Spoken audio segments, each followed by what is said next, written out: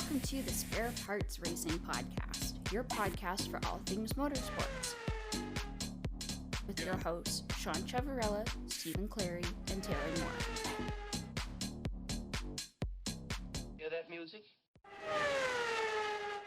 Hello and welcome to another episode of Spare Parts Racing. I'm your host, Sean. I'm Stephen. And I'm Taylor. And friends, how is everyone doing today? I'm in a great mood after this weekend and going into next weekend.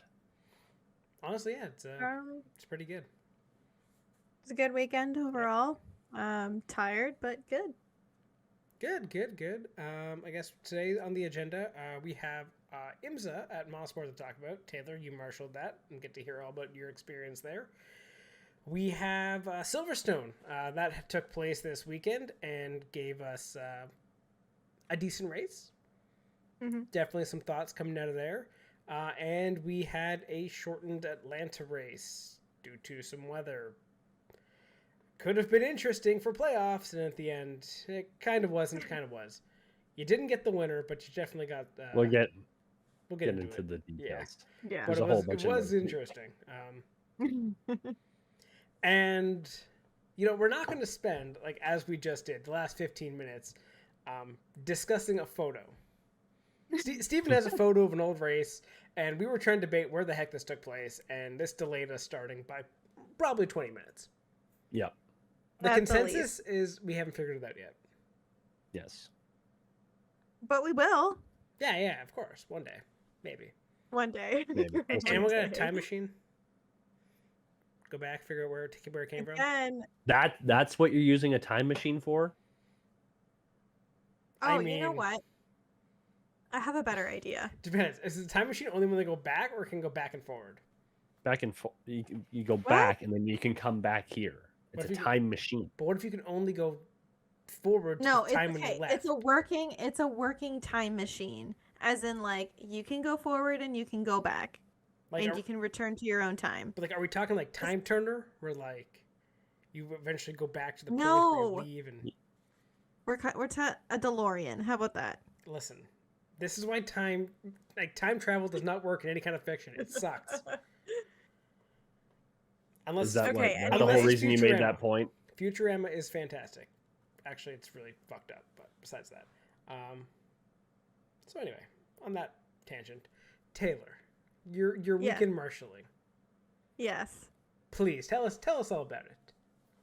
Oh, it was good. So I was up on, as everybody remembers from last week, I was up on the Thursday night, and I marshaled the whole weekend. It was like my first time ever like doing that all by myself for Friday, which was fun. I was on the back straight at 7, which is a really cool place to watch the IMSA cars from because they're going like full speed.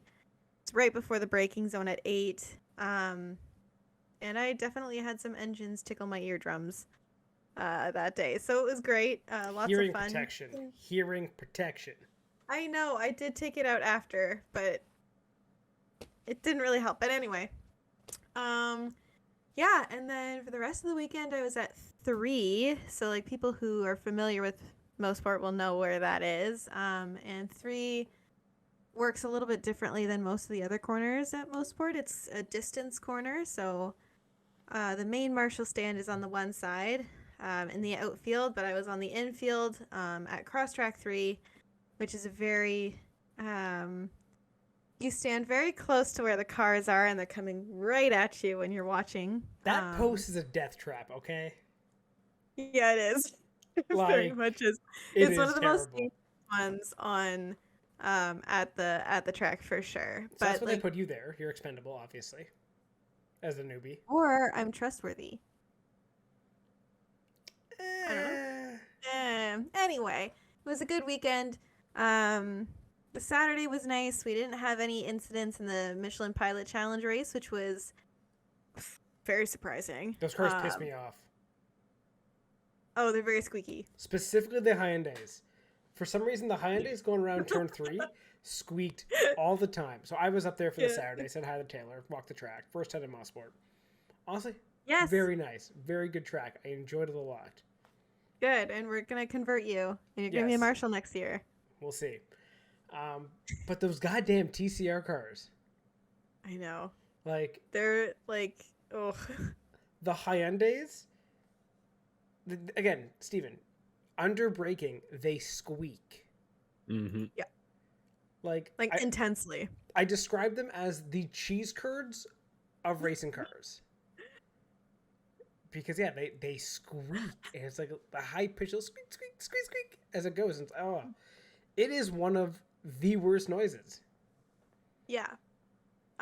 So it would have been fun for you, like, if you had been there for the big race on Sunday, but because it was actually a really good race. We had a few incidents.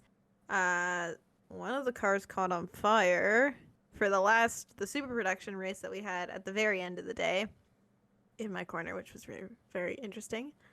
But yeah, overall it was a good weekend and probably my favorite one to work.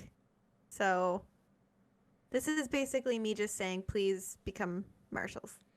I mean, It's it is technically also like the biggest weekend at Mosport. Like, this is their big event, having like IMSA there.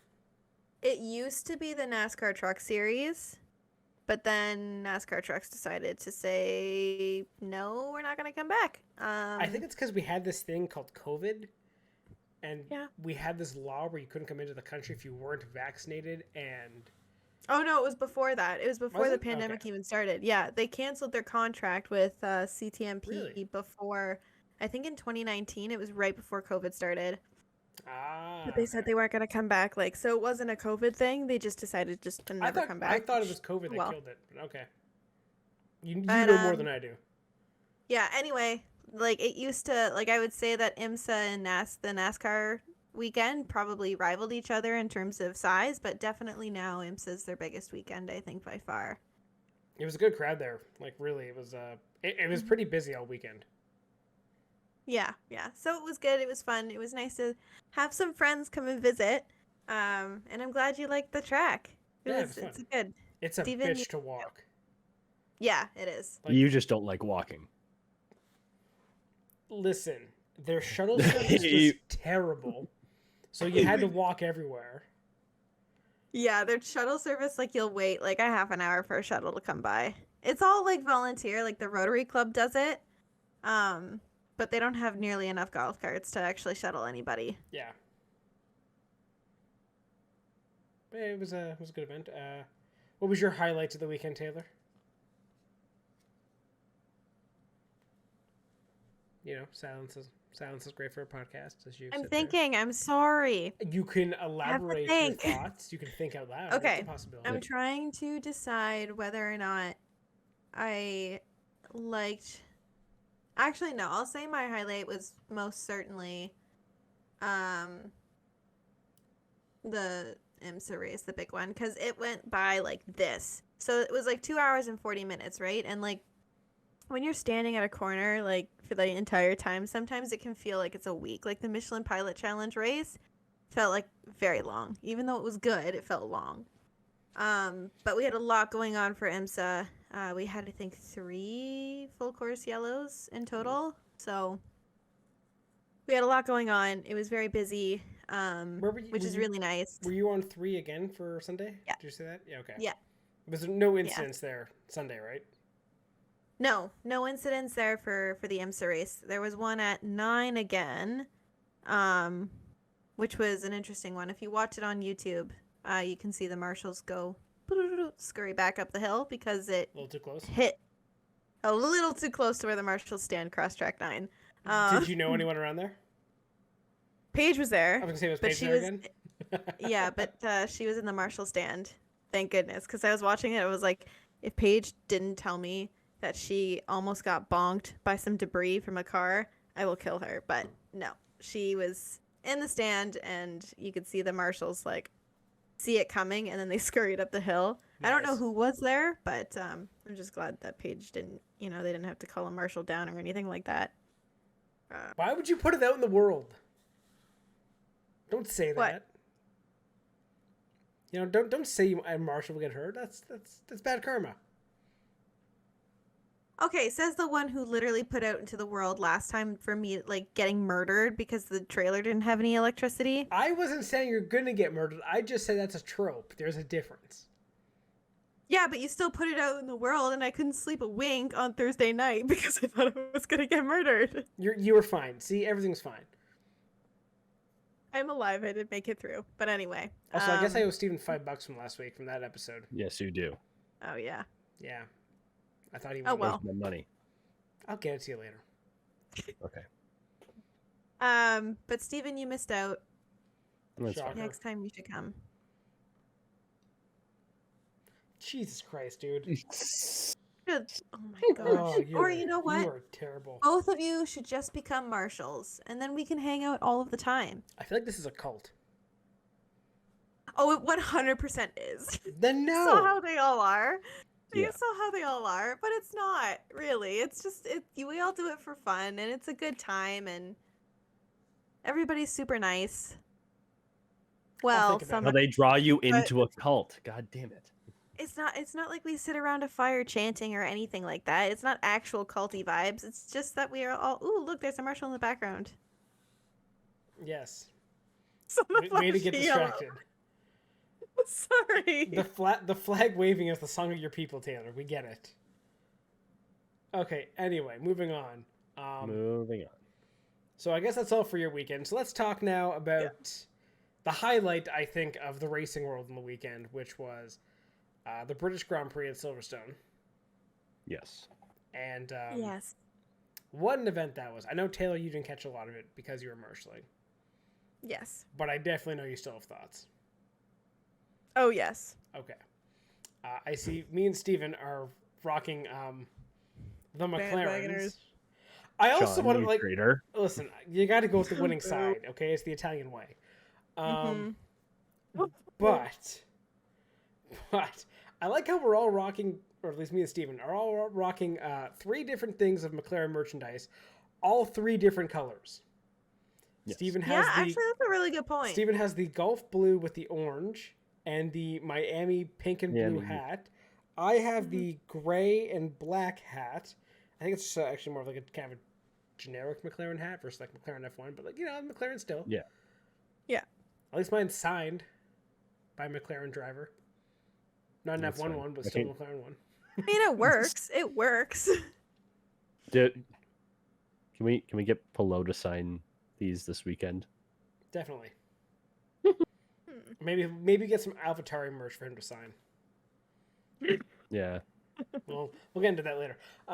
Anyway, so where do we want to begin with Silverstone? Do we want to talk how McLaren kind of came out of nowhere? Did they come out of nowhere though? Because we talked about this last week. We They did. didn't really come out of nowhere.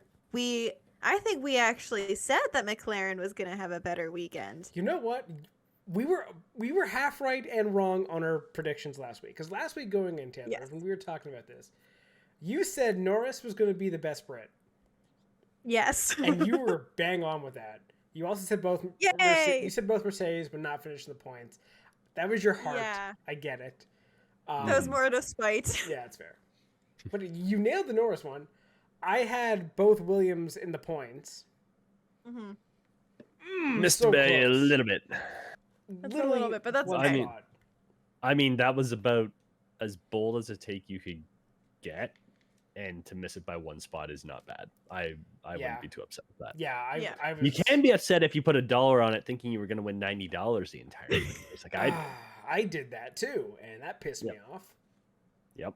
I'm like, It's come on. $1. I like the last lap. I'm just like, okay, someone besides Albon have a failure, engine failure, something go, nothing happened. Ferrari, now is your time to fuck up as you usually do, and you did. Okay. Oh, Hey, well, no, hey, they hey, fucked hey. up, and we will talk about Ferrari. They did, but not Okay, not I actually don't know catastrophically anything enough. about that. I don't know anything about the Ferraris this weekend, so I'm interested to hear how they failed us again. Well, they had a strategy, so there's your first clue. Oh boy. Oh. Yeah, Steve knows. What I mean. Okay. But anyways, the Williams were fucking rocket ships as well. Williams for rocket ships, the McLaren's for rocket ships. Like, okay, so as much as McLaren did so well, things to take away, because obviously Max won, yada, whatever. Of course, yeah. Shocker. Nothing really to talk about there. We'll talk about Checo in a second. But for the McLarens, they have now shown that they have fixed whatever is wrong with their car. They have developed something well, and they are now fast. Okay. Yep. Can I also say Yep. that it's also very clear that Mercedes has also figured out, like, they've all unlocked something with these engines. You know what I mean? They've all done something, and the Mercedes-powered cars are suddenly actually fast. Because Mercedes is up there now. It's a good point. McLaren is good. Williams, if they're rocket ships, they're all powered by Mercedes. Yeah, is it engine or is it engine modes they've been able to turn up? That's a really good point, actually. Because yeah, all of a sudden, all of the Mercedes powered cars are like the top. They're all up there yeah. fighting, right? But they all, like, all of them struggled at the beginning of the season, but something is happening, right? Like, clearly their upgrades or whatever they're doing have worked for them. But I think that it's probably a combination of a bunch of things, but I think part of it is the engine that they've all got. Here's my argument: Aston Martin's slipping. They're falling back. So again, it could be there is an engine thing that, you know, different engine modes they've been running, and now certain teams can ramp them up maybe a little, and that's could be seeing. But also, just good development, right? Like, you know, we know that like the AlphaTauris don't really develop a whole lot over the year. They bring tiny little upgrades. Williams is trying to get there, like back to like a mid-pack kind of team. McLaren's trying to get to that top 3, top 4, I guess. So, yeah, the way it stands right now, there's definitely a top 5 and a bottom 5 in terms of teams. And you know what I fear? I fear that Ferrari is going to be a bottom 5 team this year. No, they're not. I don't know, dude. They're up by Based on 100 points. They're fine. No. Oh, okay. But in terms of pace by the end of the year, they'll be fine. The team that I would actually be worried for is Alpine. Yep. Yes! They've been having a terrible this part of the season. Like, their past, like, 2 or 3 races have been terrible. Yeah. I don't know what's going on with them. To be fair, one had a terminal failure. That was Ocon. And then Gasly got strolled. So bad luck, but like their pace wasn't great. They weren't going to be a top 6 team. Versus right now, you could have plucked anyone. I'll say in the finishing top 12, because I'll put Stroll in there in terms of pace. That top 12 of Red Bull, McLaren, Mercedes, Ferrari, Williams, and Aston Martin, those cars, I guess, maybe not Red Bull exactly, but those 5 looked very close on pace. Yes, Steven, I see you questioning how I had the fingers up there, but I had Red Bull first, that's why. So drop Red Bull off, keep those 4, and keep the one behind. That's how I was doing that. Yep. The math. However you do it. But yeah, from 2 to 12, those cars look like it looked like a spec series almost. Closer. Everyone was very even, very close. Yeah. And I think you can see, specifically this week, Silverstone is a great benchmark, I think, for teams to understand their cars. Because it has your high-speed corners, it has your straights, it has medium-speed corners, and it has your tight corners as well. Like 2 of them. This week, especially in qualifying, showed how tight the field has actually gotten in pace. Yes, Red Bull, and specifically Max, has unreal race pace. But in terms of actual pace, the top 7 teams could be competing in Q3 every week. And I think getting knocked out in Q2 is no longer as embarrassing as it used to be. No, it was less than a second. Yeah. For everyone in Q3. Yeah. Which is as close as it's been all year. Exactly. So teams have developed and gotten closer in that 1 lap pace, but they haven't been able to optimize the setup for race pace. Yeah, and like it's a bigger gap over Q2, but you have to take into account the track evolution from a moist, schlick No. track. Damn. No.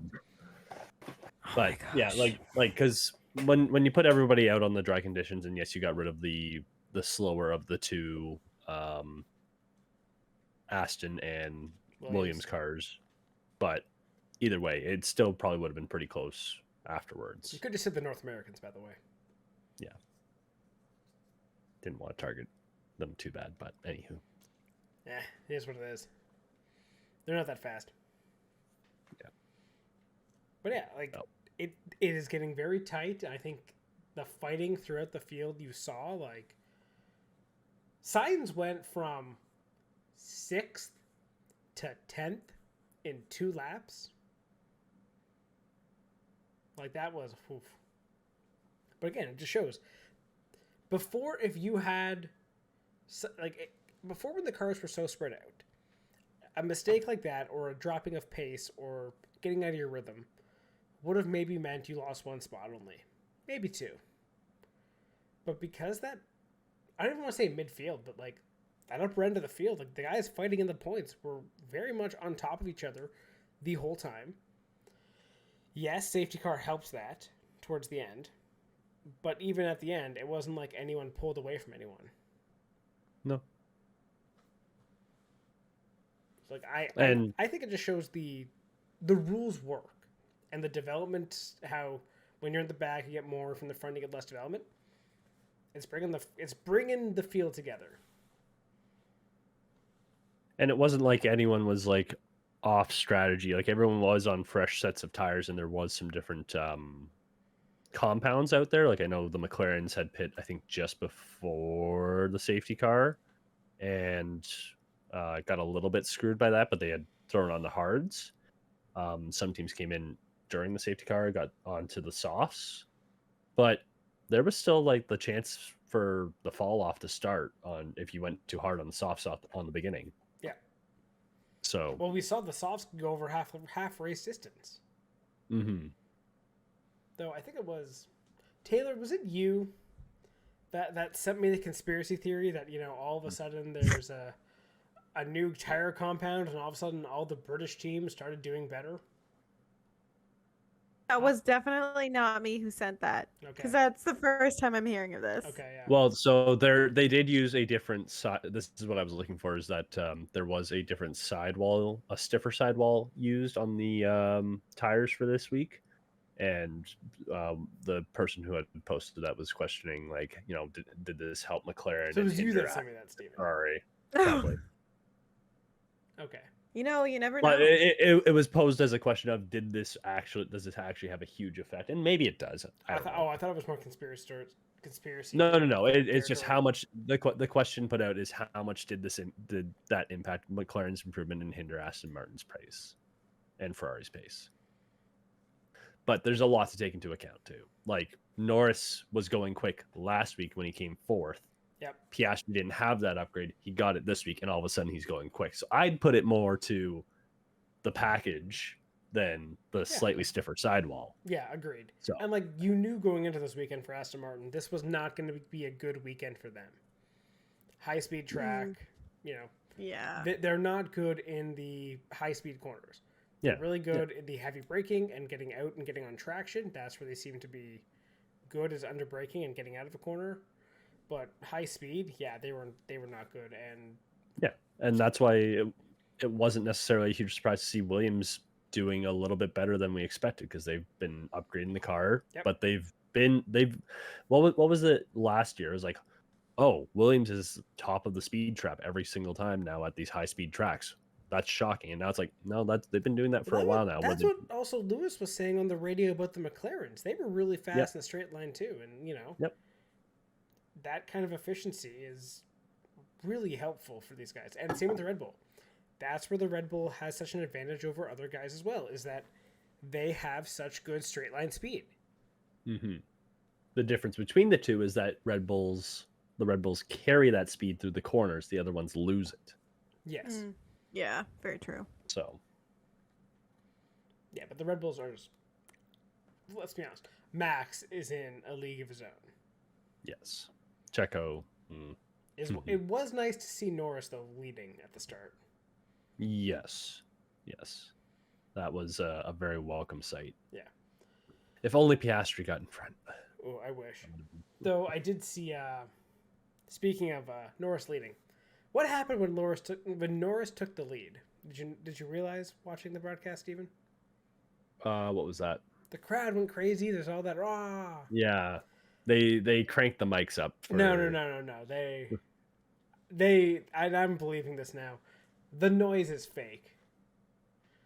They put fake crowd noise in, definitely.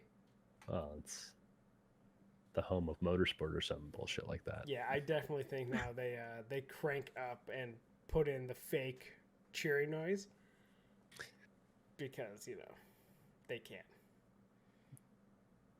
Like, do I doubt that? Because they had, 500,000 people go through on the weekend, and it was the largest amount of patrons to an F1 event or whatever the stat was. Yeah. Do I believe that the crowd also went crazy seeing, the unstoppable Max Verstappen get passed by a Brit? I don't doubt that they didn't go crazy. At the same time, it was pretty on command every time that a British driver made a move. Yeah. It's either the fake noise or gain on the microphones just gets cranked to 11. No, it's definitely fake noise because there are some moves you're like, okay, nice move, working its way up. Yeah. Like not every move makes you go crazy. Yeah. But it seemed that at this race, every single time someone did something, there was excitement. So, probably a little bit of Wizard of Oz, man behind the curtain kind of thing. Just don't pay attention. Yeah. Oh well. Anywho. What else do we got for F1? So we touched on Aston Martin struggling, McLaren doing well, Max winning again. Paris can't fucking qualify. Paris can't qualify, but worked his way back to the field. Gosh. Did you want to talk about the Ferraris, Sean? Oh yes, more? yes. Let's just talk. That's I knew we were missing something. Yeah, perfect. All right. No, let's talk Ferrari. So here's the hilarious thing, Taylor. So in the middle of the race, like literally, I think it was lap 20. Charles is being chased down by Russell at this point, and really good defense by Leclerc. Mm-hmm. Leclerc's on mediums, and Russell's on softs. They pit Leclerc.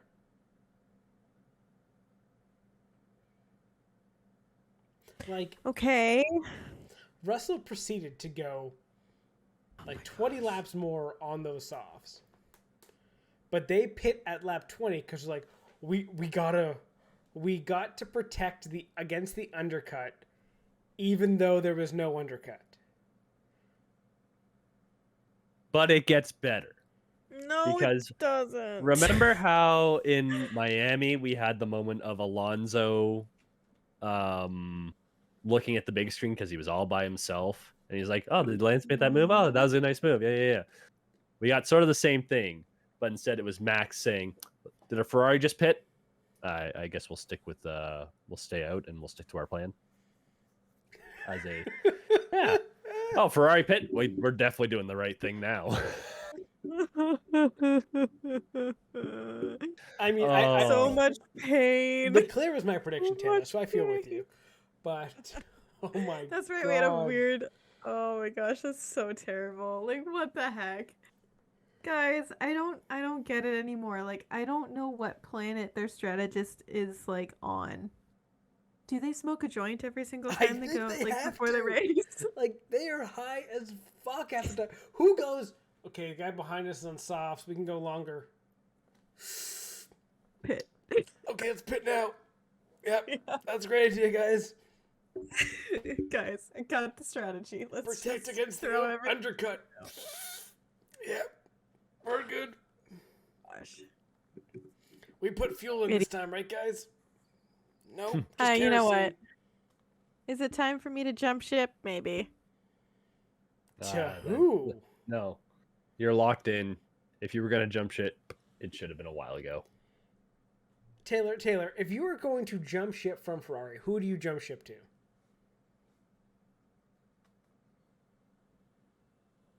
I want to say Aston Martin because I like the color. I would have guessed Williams actually for you, to be honest. No. Because like I know you I can't do can't Mercedes. tell you why. You can't do Mercedes No. because you hate Hamilton. Ferrari's Yes. broken your heart. You hate Max. You wouldn't Yes. do Red Bull. Yes. You wouldn't do McLaren because you do not like Piastri and Norris. Wow, I just have vendettas against like You half the do. drivers in F1. Like Ferrari is your favorite for a reason. Oh, I You love could come Leclerc. to Aston Martin, but I'm not going to let you. Rude. Stay away. Okay, fine. I guess you're elitist. I will gatekeep my team from you. Rude. Maybe a Haas fan? No. No. No. You can't be an Alpine because then you got to fight Sarah for the Alpine stuff. So yeah, you're second Williams. Sorry, I'm just gonna place you in the Williams. No, I refuse. I'm just gonna keep with Ferrari. It's That's fine. good. I'm not jumping ship. I Listen. still have hope. You're going to Williams. They're the Hufflepuff of F1 fan base. I refuse to go to Williams because No. I don't like Sargent. He's what, American? I have so many vendettas. Time out. Let me just put the sorting hat on you and Williams. There, we're done. Yeah. No. Well, last time I checked, you can ask the sorting hat to put you wherever you want. So She's got a point. Yeah, she does. Thank you. Yeah, I'm kidding.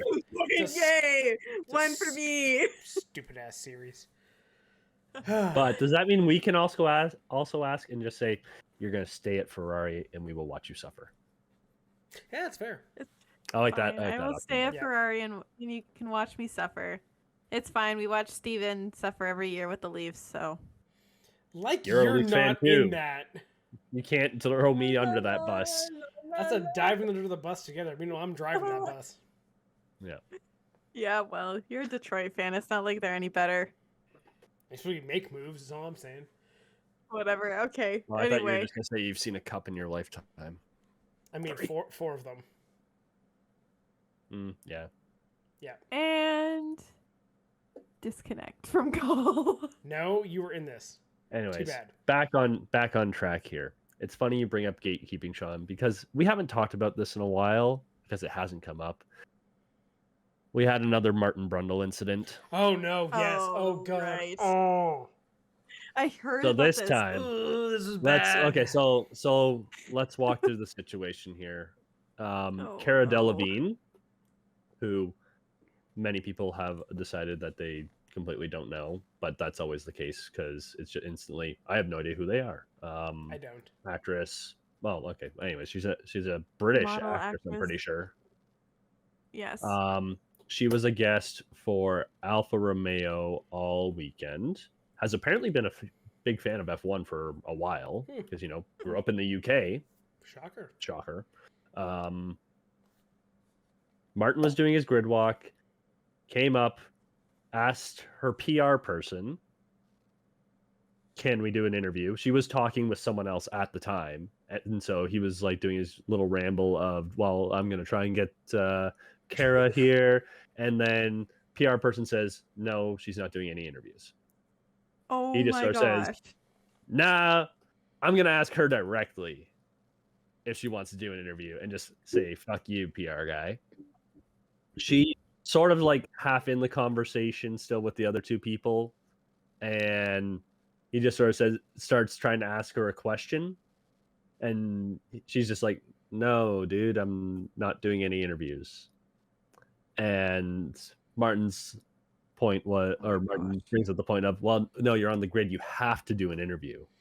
Nope. No, you don't. No, Nope. you don't. No, you don't. Oh, Martin. And then Oh my gosh.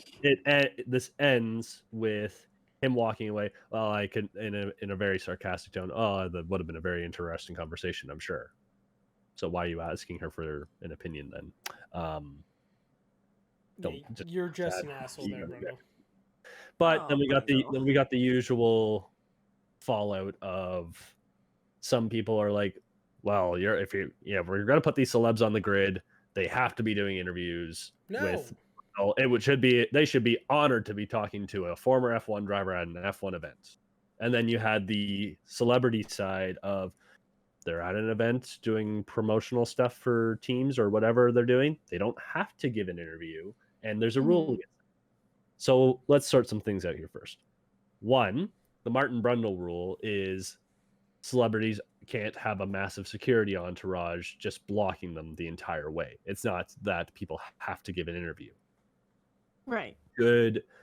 We have people that want to give interviews at the track. Yes, we should. Should we force people to do interviews? No, we shouldn't, because Kara came out afterwards and said, I was told from an F1 rep, don't give any interviews.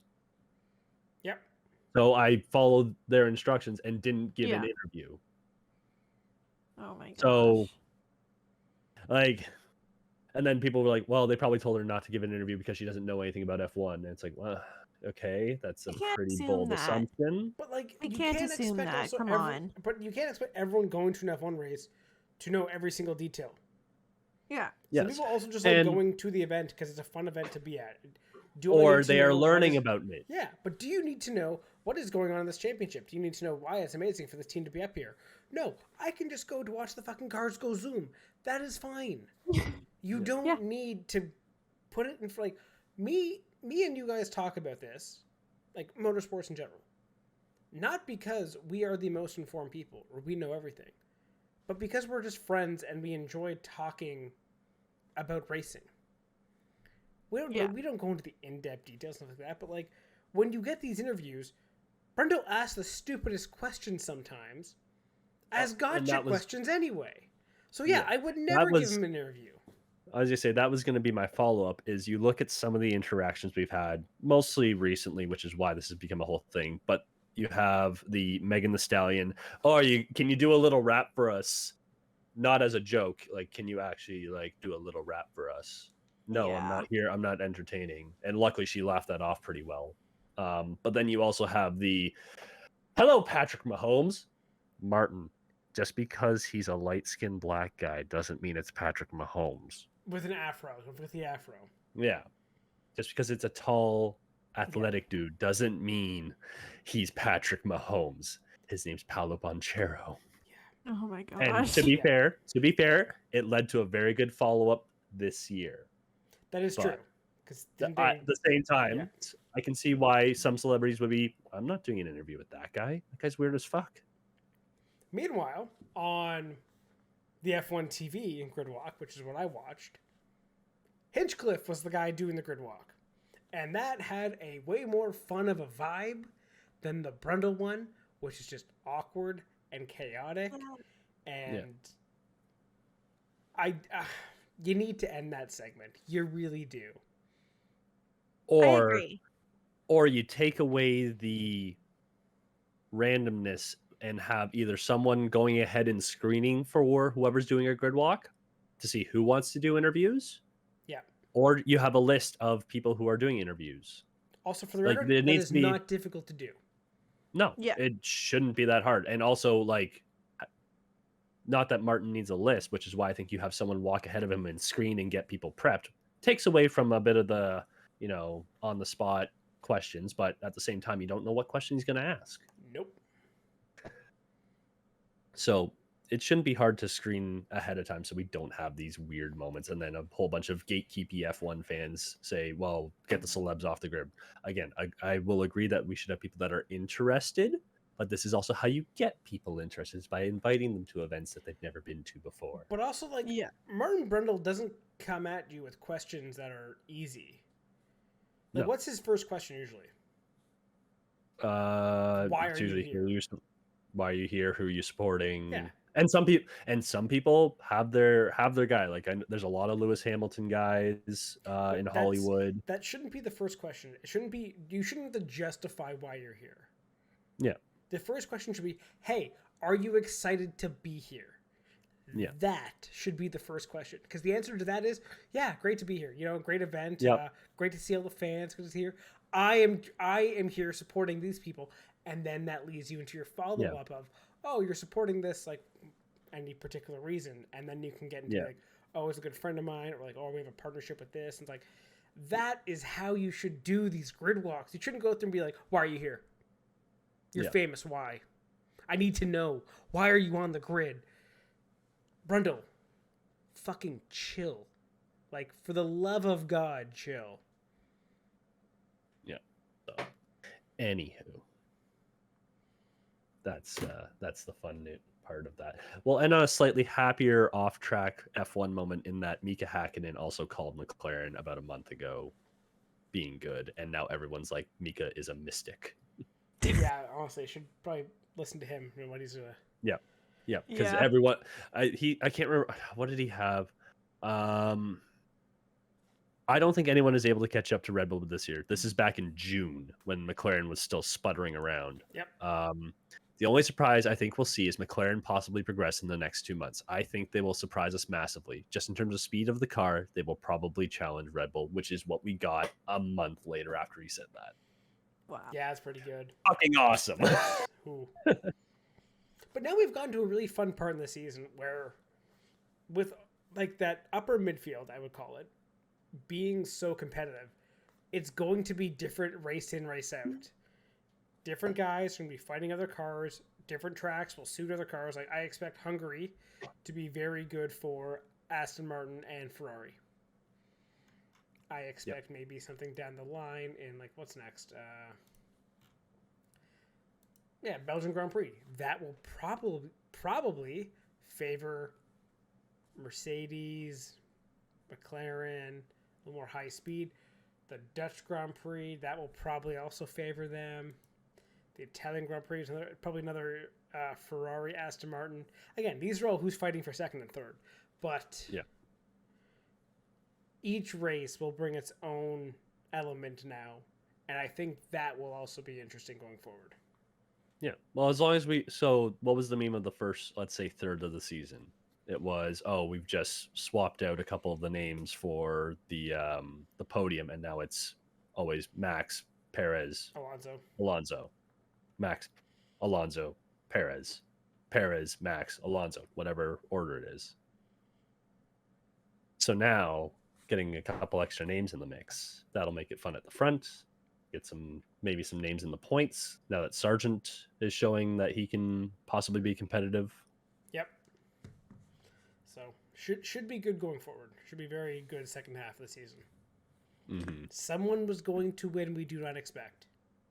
Someone. Hopefully. Max will not win every race. Hopefully not. Well, he hasn't won every race. Well, he just won 6 in a row. And that is not, we don't talk about how much of an achievement that is enough. Like, what, only 3 of the drivers have done that? Won 6 in a row? Yeah. That is insane. Even Hamilton in his dominance never did that. And Red Bull is at 11. Yeah. Which is a tie with Mercedes. So something's going to give. It always does. Can't wait till they break it next race in 2 weeks. Alonso's going to win, I'm telling you. I agree. I think he will. No. What's Hungary called, Steven? Hungaroring? Monaco hit the barriers. Yeah. Who should have won Monaco? Perez. He's the street king. You son of a bitch. Okay, anyway, fine. I'll move on because you're going to railroad this. It's supposed to be Alonso, asshole. Yeah. Anyway, quickly touch on NASCAR, and then we can do our predictions for this week. Yep. So, NASCAR, again. Atlanta race. Fun race. Lots of movement, lots of stuff happening. Race gets cut short due to weather. If you started the race a little fucking earlier, maybe. 7 o'clock start. Yeah, 7 o'clock start is so late. That is so late. And it wasn't right at 7. It was a 7:20 green flag because we had the whole Richard Childress doing the pace lap with Kevin Harvick and the car he first won in. That was cool. I will say that in was 2000. cool. That was a very cool moment. Okay, but like have those before, like schedule them before 7 o'clock. Schedule race start, that. Right? Schedule that for 6:30, so that way everyone's in their cars for 7. By 7, and then you can have a we 7 o'clock green flag. That's a ridiculously late race, though. To begin with, East Coast starting time 7 o'clock. That's crazy. Yeah, because that would lead to some more extra I mean, there was a lot of very tight finishes because of the weather, and it completely changed minute by minute going into the last, 50 laps or so. Yep. Right. So you had some good battles between the two Ford teams of RFK and Penske. Keselowski was in a good spot, but I think they said that they were going to be a couple laps short on that. Which wreck was it? Bubba and Prix was the last wreck. Mm-hmm. Before that, it was. I mean, technically, Harvick was the last wreck. Technically, but before that, it was Corey LaJoy. Yeah. Okay. So on that, they had to pit. Yeah. Well, they would have been close because like Michael McDowell ran 91 laps and he was in a good spot and still brought it home fourth somehow. Yeah, he got lucky. He got lucky. NASCAR was really smart though. At the end there, they just kept it under caution, didn't open the pits, didn't force anybody to go down. Yeah. It was like, we're going to basically, we're probably going to call this from rain, and they did, and you knew as soon as the yellow came out for rain, okay, we're done. So it is what it is. Yeah, and people were getting mad at the parade laps at the end, but it like NASCAR was as much as I don't like to give NASCAR credit for stuff, they made the right decision in a very tough spot. Yeah, that was the right call to make. I think so completely. Yeah. Well, so what is every single commentator pointed out that they did right, that they did wrong at a different race? What was the other race? Daytona last year, where it's just some light sprinkles in turn 2, we'll be fine. Put it back to green. Wrecks the entire field, causes millions in damage. That was hilarious, though. It was, but they learned from their lesson and said, we're not going to put it back to green and destroy half the field. We're going to give William Byron his 4th win. Yep. And he's in the right spot at the right time. Again, it's unfortunate for guys like, well, I say unfortunate. So McDowell is fortunate because he could have very easily just dropped. I think, how many cars do we have on the lead lap here? He could have dropped down to 27th. Yes. However, now we have a very interesting, again, playoff picture, because as Steven kept saying, Chase Elliott's going to get in. Of course he's going to get in. I still think he'll find a way to win. I keep telling you he's not doing it because, like you said, everyone in front of him also has to do bad. Yes. He probably won't get in on points. I still think he can get a win somewhere. All right, Steven, you keep that hope up. But I don't think it's happening. I will. Because, Suarez and McDowell are now in the playoffs. After that result. McDowell in the playoffs. But you had, Justin Haley in a top 10 finish. McDowell was 3. Suarez 2nd. Allmendinger was 3. Suarez 2nd. McDowell 4th. All these guys are fighting ahead of Chase Elliott. And, Chase Elliott finishes 13th. That's fine. But almost everyone ahead of you did better. Yeah. I still think he pulls out a win somewhere. Just saying. He has one chance, and that's at Watkins Glen. That is his only chance to make the playoffs, I bet. He won at Pocono last year. Yeah, but also we know William Byron's going to fucking win. That's the season he's been having. And let me double check something here quickly. Where was it? Because I'm pretty sure. Why can I not find it? The 9 car did well at Richmond earlier this year, but it wasn't him driving it. So I think the Hendricks can do well. Yeah, it was Josh Berry, and he came 2nd. I think he can do it in Richmond. There are multiple chances that he can do it, but yes, every passing week is more and more worrying because it's one less opportunity to win. Yeah. I guess we'll just continue to see when I'm right. Yep. I think I may have bet on him early in the season to actually win, so I think I'm screwed either way. Yep. So, it is what it is. So this weekend also is Honda Toronto, so we are at the race this weekend. Are you guys looking forward to it? And as you can see in the background on the TV, I have the 93 race of Toronto running. That was part I'm of our, so part of our excited. debate earlier. Yeah. I'm slightly terrified, but also very excited. Why are you terrified? Because I've never, like, I mean, this is my first year as a marshal, and I heard stories all weekend about how, like, intense Honda Indy can be, so I am a little slightly terrified, but very excited. And Just- also, Just leave some space from the wall. I feel like the safety nowadays is quite good at the Indy. Peter literally said the guy broke his foot last year. He got crushed into the wall. Oh, Yeah. yeah, because a car impacted and pushed the concrete, like, barrier. He was standing a little too close, and he pushed it on top of the guy's That's what foot. I'm saying. Leave some space. He just broke some You must toes. always He didn't leave a break his space. foot. He was fine. He was a QE. I don't think he's been back. I mean, no surprise. I wouldn't be back if I broke a foot. Yeah. But it'll be fine. I'll stand a little bit far from the wall. Y'all will get my reviews. And if if I have a cast on my foot, then something interesting happened. I am going to want photos. And I want Photos of what? wherever you're stationed. Oh, here's an idea. Here's a fun Yeah. idea. Do you know where you're working yet? No, they found it No, there. that email is no. Day No. of? So for Indy, I'll find out earlier in the week. But Okay. like Mosport, I find out day of. Listen, I need TikToks on location at the Marshall stand day of. Okay. I can do that. I can do that in the morning before cars are on track. Yeah, exactly. Or do it between sessions. Yeah, I can do that. How long does it take to Okay, make a TikTok? I can try 20 my seconds? best. Yeah. You are gonna make us content. Okay, now that's taken care of. Yeah. But I'm excited for this weekend. Yeah, I was gonna say you guys are going as spectators, so are you Always do. excited?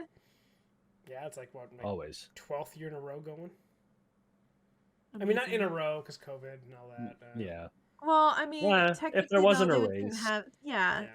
I would say it's still consecutive because they didn't actually have a race for you to go to. So There was a couple of years there was double headers in there, so yeah, we'll say it. But yeah, I think it'll be a good race. Do you guys have any predictions for winners or what you want to see or anything like that? Yes. Okay, go for it because I'm thinking. I don't know if I can. Every single time I say an indie prediction, I get flack. I mean, okay, hear me out. You can If it's actually below winning. alter the race. Just like Yeah. no one's looking, black flag. Just say you want Grosjean to win, and he's like 5th. Black flag. Next lap. Black flag. Black flag. Just start getting guys out. Or blue flag. Get out of the way. Whoopsies! I dropped a flag. Oh Here's my a god. random yellow. Drop a flag on the track and force the safety car right as someone pits to help them out. Man, Taylor, you could really... Okay, who are we betting on and how are we going to fix this race? Who's got the longest odds here? Doing this. I actually Evelyn want to D. Francesco. I don't want to be like ew. No, fire him out of a cannon. No, thank you. Goodbye. I don't think odds are up. Odds will not be up yet, Steven. Yeah. Listen, I'm telling you, Augustine we can fix this. Canapino. We can fix... No, Kyla Milot. We're going to help Kyla Milot win, okay? Okay. I would help Kyla Milot win. See? He's just a little bean. Exactly. Though, He's very. in seriousness, though, I think the winner for this race will be Rossi. Oh, okay. I I like don't that hate prediction that. actually. Yeah, Alex Rossi. like I like that. Keep the McLaren love going. Nice. I'm gonna go with. Okay, so my first prediction is that Grosjean will actually finish this race in a decent position, That is bold in itself that he'll finish. Yeah. which is bold. My actual prediction, I think. Oh, I have a good feeling that Dixon might have a good race. He does like Toronto. He does like Toronto, and I have a funny feeling. I don't know. I've got some good vibes for Dixon coming this weekend, but I would love for Grosjean to just finish in a decent position. Like what, top 10? Top 5. I feel like a top 5. Wow, we're really stretching this as far as we can go. He You know what? He needs to finish. We're Needs to about bold finish predictions here at decent. Spare Okay. Parts Racing, okay? Fair enough. So Bold predictions I'll all say, around. okay, those are your two. I'll still say Rossi wins, Newgarden second. I'll go with that Okay. trifecta. It's a pretty good prediction, Steven. Technically a dual forecast, Sean. But, Oh, it's a dual sure. trifecta? Okay. Oh, yeah, sorry. Oh my You- gosh. Pick a third. Pick a third just to make it a trifecta. Fine. Ryan Hunter-Ray. Okay. Okay. Sure. That's a choice. All right. Ed Carpenter has won there like 3 times. I really don't think it's that far of odds. Okay. That's a choice. Interesting. Again, we're here for bold predictions. That is bold so, as I will Steven, go. Yeah. For winner, I'll say. Part of me wants to say Pato, but he's been. And Taylor took my Dixon pick because I was going to pick Dixon.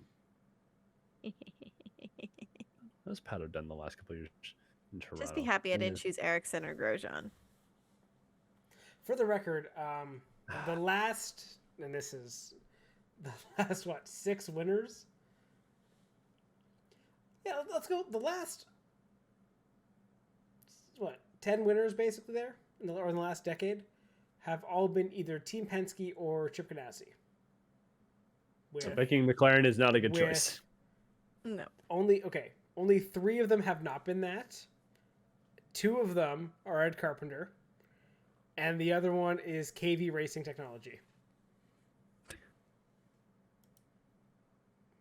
I have no idea who. Oh yeah, that eventually became like Vassar Sullivan and then Dale Coyne. So technically, there's a Dale Coyne win there. David Malukas? Question mark. Malukas. I don't know about that one, Chief. Yeah, it's too bold for me. Yeah. I'll say for a McLaren driver to win, I'll go with Pato because he's sort of due for a better result here based on how his year started, and we'll go Will Power. Will will himself to victory. One of those two. Sure, why He not? has 2 wins there. He does, Powers- It's a good prediction. Yeah, and Power's solid. he's been good lately. The 3 favorites going in have to be Dixon, Newgarden, and Power. Yeah. Mhm. And Pillow. Obviously. You Obviously, yes. can't say Pillow's not a favorite every week. Again, just want to point out, only time Andretti Autosport has won there was 2012 with Ryan Hunter-Ray. Okay, it's still a choice. Oh, 100%. I agree. It is a choice. But I also feel like that could happen. Maybe it could. Who knows? We will only find out on the weekend whether our choices were good or not. That is fair. But yeah, me and Steven are going down Friday, Saturday, and Sunday. So we're going to be Nice. there all weekend. We'll be mostly in turn 3 and at the beer garden. That's, Yes. That's how we roll. Depending on how the predictions go, might be at the beer garden afterwards too. Or if they go really well, might be at the beer garden as well. Yep. So you know what? Well- we'll be there regardless. If you can come visit me, come visit. If you can, because I know Toronto can be tricky. I hope you're turn 4. Okay.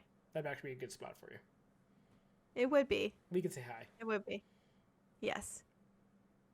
We shall see. We should. I'll report back when I get my assignment email. Sounds good. And is that all we have for this week? Anything else? That is it. Okay. Well then, thank you very much for listening to this week's podcast. Remember to give us a follow. We are on TikTok and on Twitter and on Threads. Why does everything start with a T? I don't know, but that's just the way it is. Anyway, thank you and goodbye. Fuck you, Steven. Thank you for tuning in to the Spare Parts Racing Podcast. Remember to subscribe so you don't miss an episode, and follow the show on Twitter at sparepartsracing. That's sparepartsracing, and on TikTok at sparepartspod. Follow the hosts at Sean Chavarella, at Stephen Clary, and at Tay Moore.